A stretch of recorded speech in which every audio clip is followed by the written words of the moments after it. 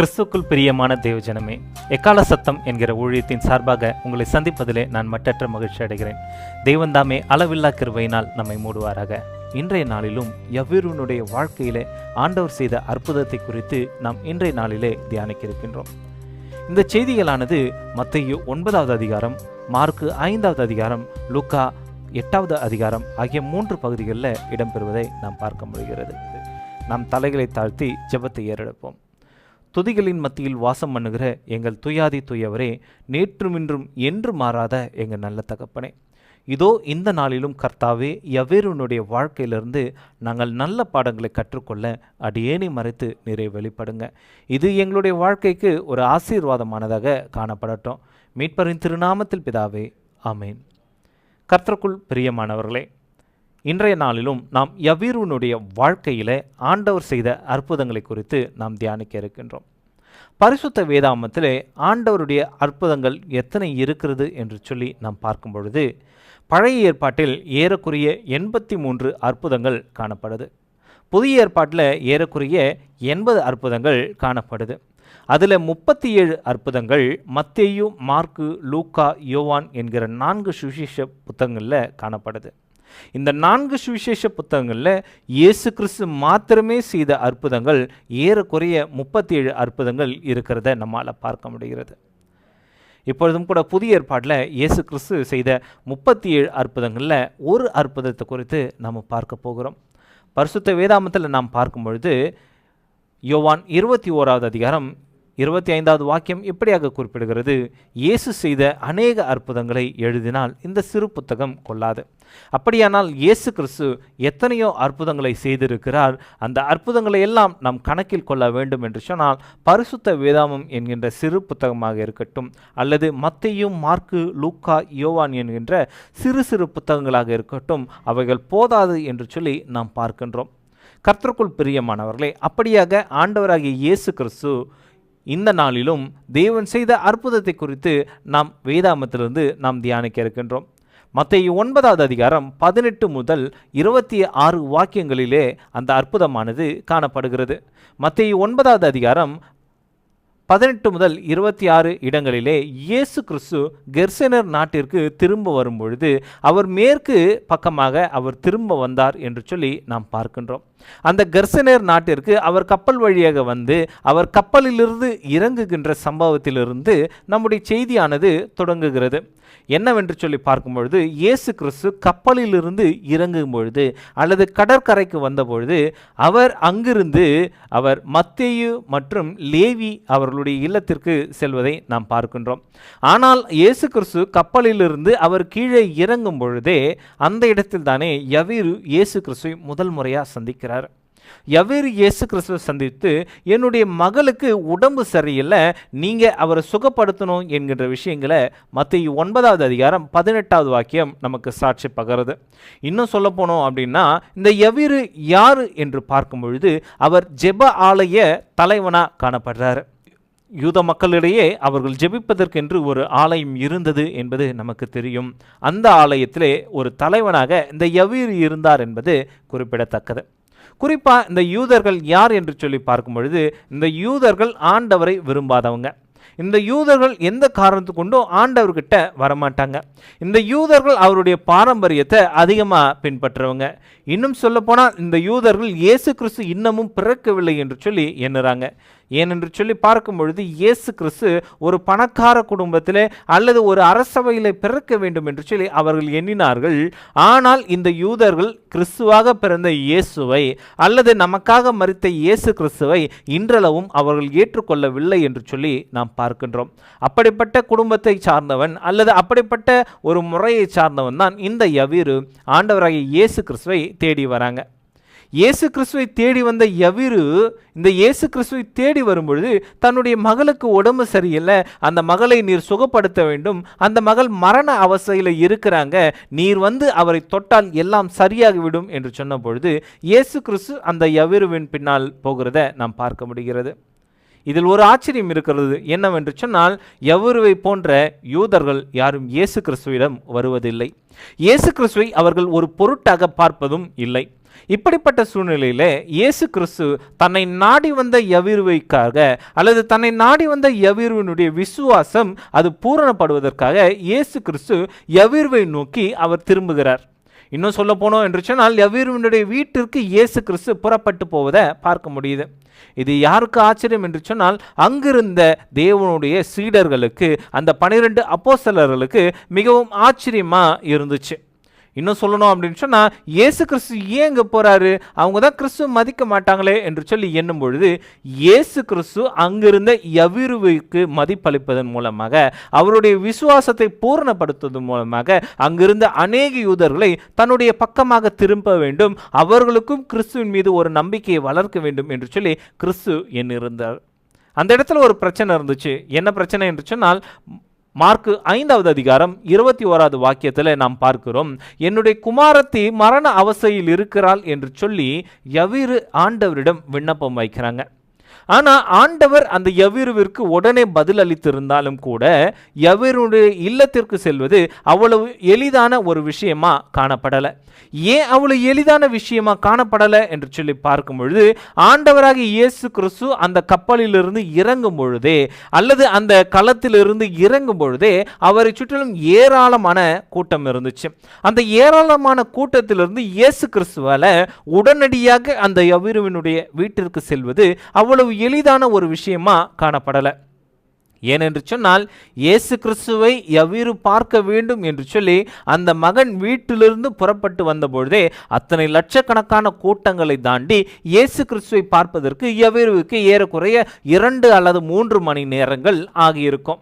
அப்படியானால் 2 அல்லது 3 மணி நேரங்கள் ஏற்கனவே அந்த பிள்ளை மரணத்தின் அவஸ்தையிலே, மரணத்தின் பிடியிலே அந்த பிள்ளை ஒரு துடித்து கொண்டிருக்கிறதை நம்மால் யூகிக்க முடிகிறது. இப்படி பார்க்கும் பொழுது யவீரு இயேசு கிறிஸ்துவை பார்த்து, என்னுடைய மகளுக்கு உடம்பு சரியில்லை, நீங்க வந்தா என்னுடைய மகளை சுகப்படுத்த முடியும், நீர் வருவது மாத்திரமே இதற்கான ஒரே தீர்வு என்று சொல்லி சொல்லும் பொழுது இயேசு கிறிஸ்து உடனே பதிலளிக்கிறாங்க, நீ போ, நான் உன்னுடைய வீட்டுக்கு வரேன். ஆனால் இந்த வேத வாக்கியங்களை குறித்து நாம் தியானிக்கும் பொழுது இயேசு கிறிஸ்து உடனடியாக அந்த வீட்டுக்கு போக முடியாத சூழ்நிலை இருந்துச்சு. ஏன் என்று சொல்லி பார்க்கும் பொழுது இயேசு கிறிஸ்துவை சுற்றிலும் அத்தனை திரளான கூட்டம் இருந்துச்சு. அந்த கூட்டத்தை தாண்டி இயேசு கிறிஸ்து அந்த யவீருடைய வீட்டிற்கு போகணும் என்று சொன்னால் அந்த கூட்டத்தை தாண்டி செல்வது அவ்வளவு எளிதான விஷயம் அல்ல. அடிமேல் அடி வைத்து மெதுவாக மெதுவாக அந்த கூட்டத்தை கடந்து செல்வது மிகவும் எளிதான ஒரு விஷயம் அல்ல. அவர் இயேசு கிறிஸ்து அடி மீது அடி வைத்து யவீருனுடைய இல்லத்திற்கு அவர் திரும்ப வேண்டும். ஒருவேளை இந்த யவீருனுடைய மனது எப்படி இருக்கும் என்று சொல்லி என்னால் எண்ணி பார்க்க முடிகிறது.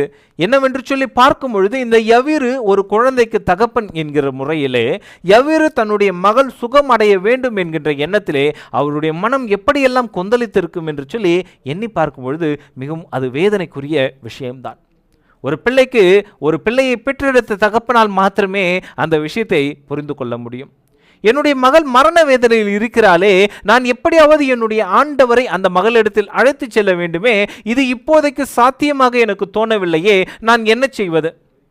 ஒருவேளை இந்த மகளை ஆண்டவர் பார்க்காதே போனால் இந்த மகள் மரிக்க கூடுமே, நான் எப்படி என்னுடைய ஆண்டவரை இந்த கூட்டத்திலிருந்து விலக்கி வெளியே கொண்டு செல்வது என்று சொல்லி அந்த மனிதன் நினைத்திருக்க வேண்டும்.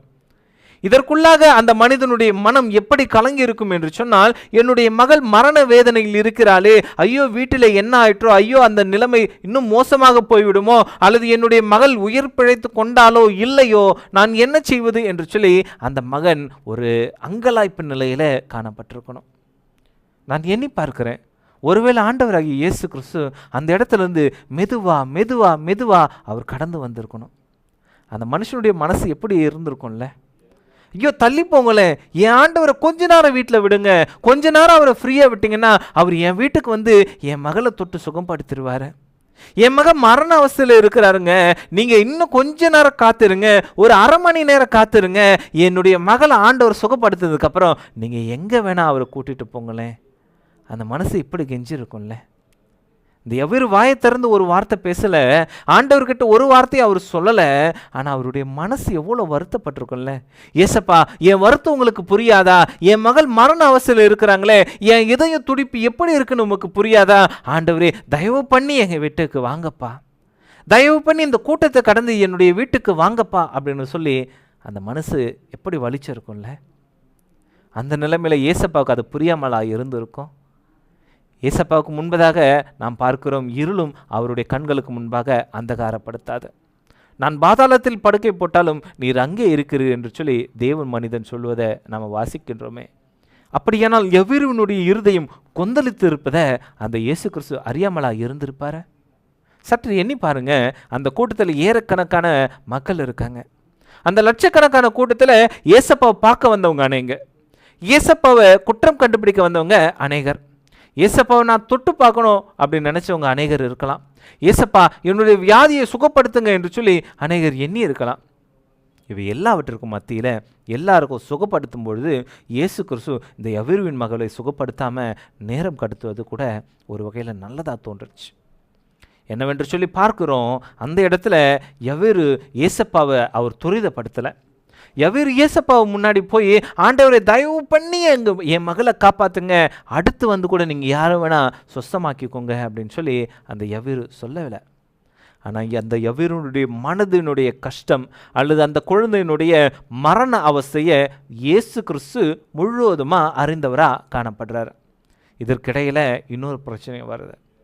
என்ன பிரச்சனை என்று சொல்லி நாம் பார்க்கும் பொழுது, இந்த கூட்டத்தில் தான் இயேசு கிறிஸ்துவிடமிருந்து விடுதலை பெற வேண்டும் அல்லது இயேசு கிறிஸ்துவினுடைய அற்புதத்தினால் எனக்கு இருக்கின்ற பிரச்சனை நீங்க வேண்டும் என்று சொல்லி அந்த இடத்தில் தானே பெரும்பாடுள்ள ஸ்ரீ இயேசு கிறிஸ்துவை தொடுவதற்காக வராங்க.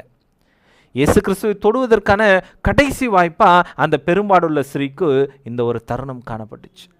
அந்த பெரும்பாடுள்ள ஸ்ரீக்கு இது எப்படிப்பட்ட கடைசியான தருணமோ அதுபோல ஒரு கடைசியான தருணம் தான் இந்த யவீருவுக்கும் யவீருனுடைய மகளுக்கும் காணப்பட்டுச்சு.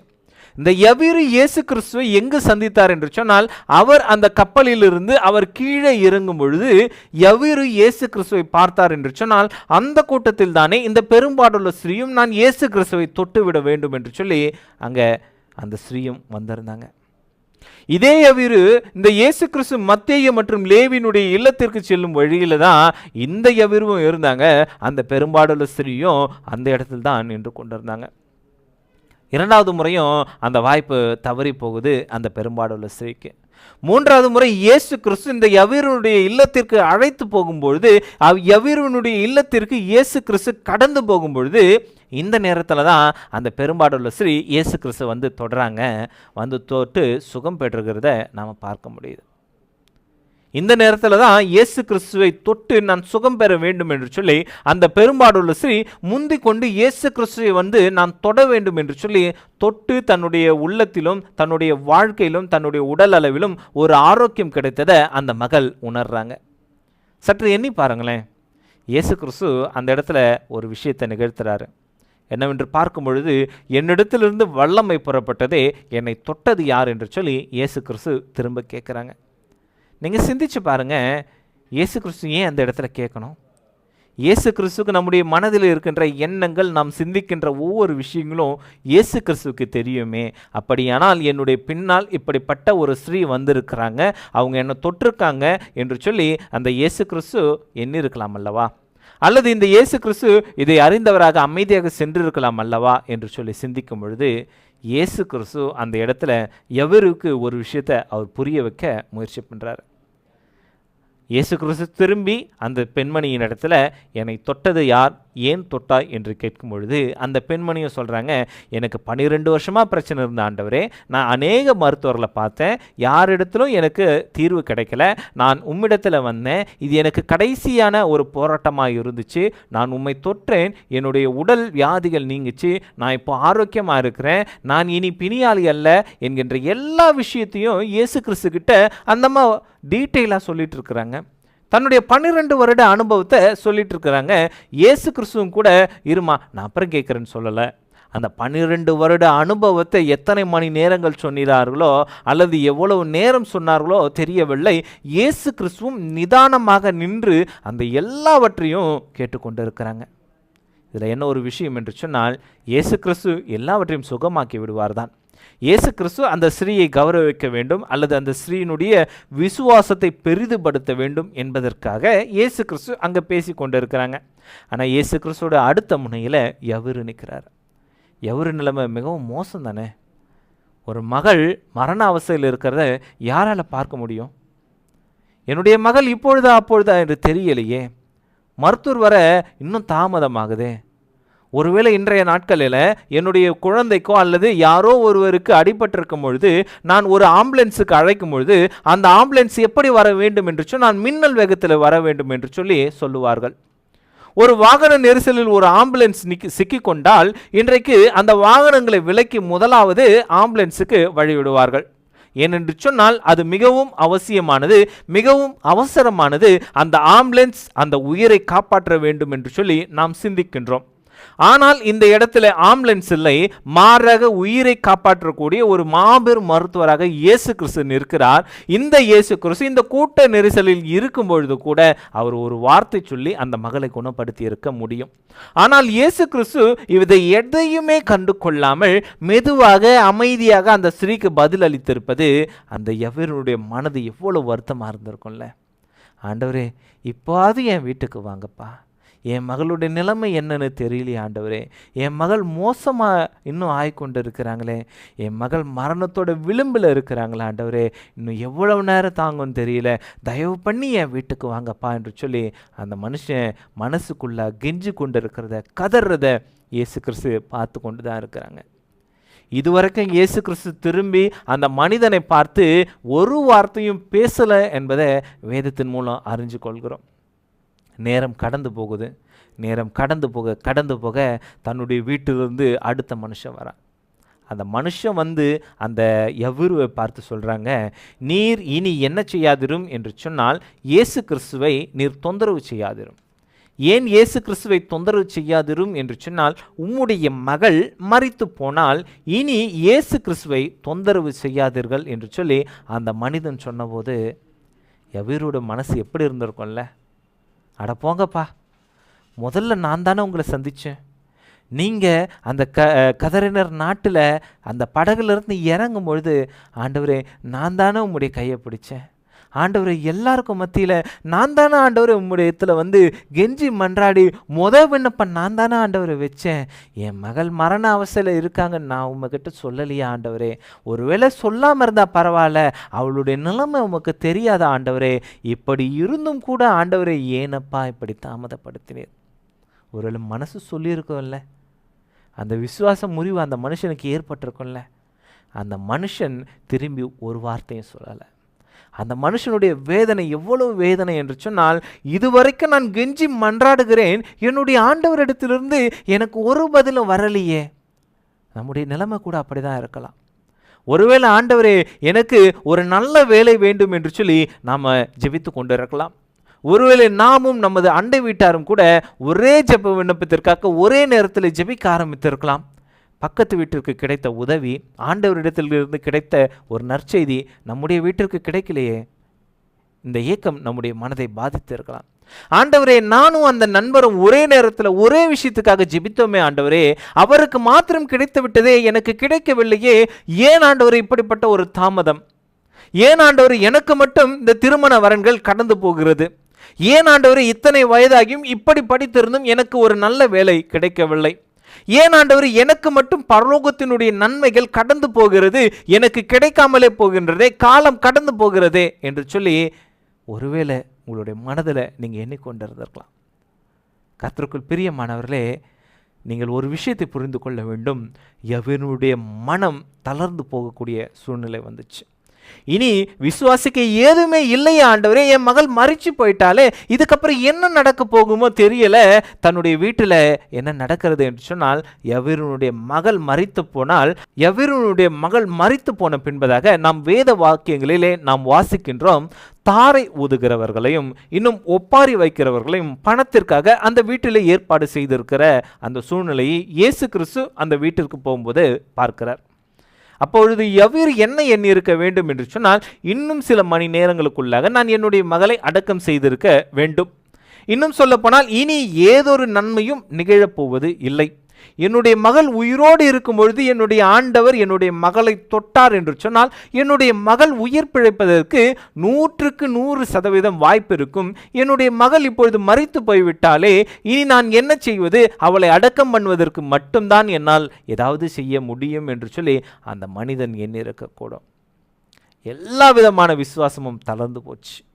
இனி நான் ஆண்டவரை அவரை நோக்கி நான் கெஞ்சணுமா? அல்லது இனி நான் என்னுடைய ஆண்டவரை நோக்கி நான் ஜெபித்து என்ன பயன்? நான் 1 மணி நேரமாக, 1 நாள் அளவும், 1 வருடம் அளவும், என்னுடைய வாழ்க்கையில 4 வருடங்களாக, 5 வருடங்களாக இந்த ஒரு விஷயத்துக்காக நான் ஜெபித்து கொண்டிருக்கிறேனே, என்னுடைய ஆண்டவர் அதற்கு செவி சாய்க்கவில்லையே. ஆண்டவரே ஏன் இந்த வேதனை, அல்லது ஆண்டவரே ஏன் இந்த கால மாற்றம், அல்லது ஆண்டவரே ஏன் இந்த கால தாமதம் என்று சொல்லி என்னுடைய வாழ்க்கையில நான் என்ன இருக்கலாம். கர்த்தருக்குள் பிரியமானவர்களே, யவீருடைய மகள் மரித்து போனால் என்கிற செய்தி வரும் வரைக்கும் ஆண்டவர் யவீருக்கிட்ட பேசலைங்க. தன்னுடைய மகள் மரித்து போனால் என்கிற செய்தியை யவீரு கேட்குறாரு. மனசு உடைஞ்சு போகுது. ஆனாலும் இந்த யவீரு ஒரு வார்த்தை சொல்றாரு, ஆண்டவரே நீர் வந்து என்னுடைய மகளை தொடுவீரானால். இதுவரைக்கும் அந்த மகள் உயிரோடு தான் இருந்தாங்க. ஆனாலும் யவீரு சொல்றாரு, நீர் வந்து என்னுடைய மகளை தொடுவீரானால் என்னுடைய மகள் ஆரோக்கியம் அடைவாள். யவீரை பார்த்து ஆண்டவர் சொல்றாரு, பயப்படாதே, திடமானதாயிரு, உன்னுடைய விசுவாசம் உன்னை ரட்சிக்கும். சிந்திச்சு பாருங்களேன், விசுவாசிக்கு எதுவுமே இல்லை.